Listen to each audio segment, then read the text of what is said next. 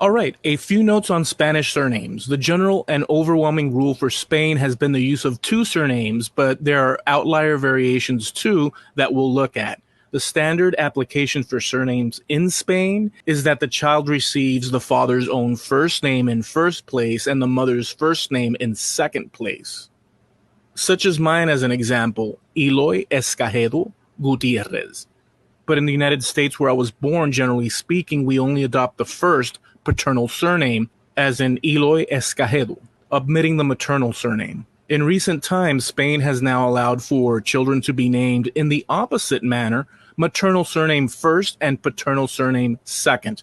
I'm sure that there may be some that have adopted this, but the overwhelming standard has been paternal followed by the maternal. In the past, in peninsular Spain, there were other variations also to keep in mind. In some cases, and more so the further back in time we research, we'll at times run into compound surnames. As a few examples from my research, Gutierrez de Escagedo, Rodriguez de Escagedo, and Diaz de Escagedo. Things here get interesting as people back then, circa the 1500s and after as well, would either keep the compound surname as is or drop one of the two attached names, keeping just one. As an example, Rodriguez de Escagedo became Rodriguez and Gutierrez de Escagedo became Escajedo. So in fact, there's some that carry the surname Rodriguez today that may be related to those that carry the surname Escajedo today. And the reason we use the word maybe is because there are other circumstances to also keep in mind. For instance, although the surname Escajedo is rare, around 300 people carry it today. It is a toponymic name and likely acquired from a place or location. Escajedo most likely comes from Escajo, a thorny plant that grows wild across Cantabria.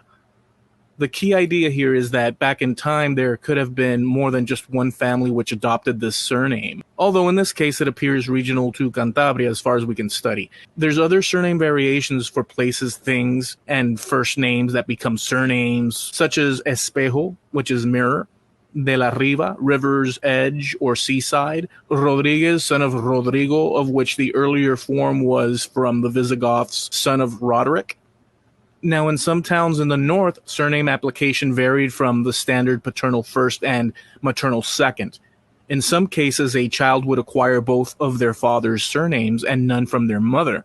And likewise, the opposite would occur where the child would receive both of the mother's surnames and none from the father. This was noted in the towns of Toranzo and Carriedo by Mateo Escagedo Salmon, chronicler of the Province of Santander, my great-granduncle.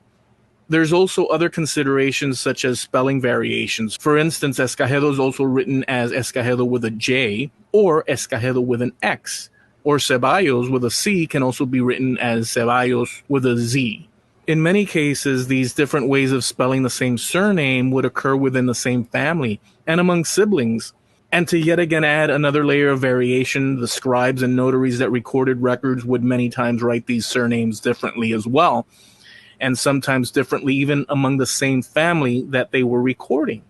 At this point, it's good to note that sometime around the 1500s, Cardinal Francisco Jimenez de Cisneros put in place the naming convention that became the general standard practice in Spain.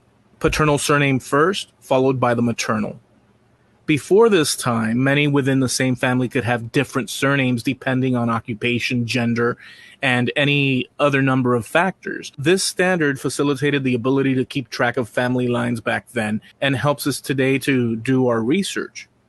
Even so, there are variations that occurred long after at times, well into the 1800s, that we do well to keep in mind the further back we research. But again, the standard has always been paternal surname first, followed by the maternal name. So I hope you found this of value and of use. I'll catch you next time.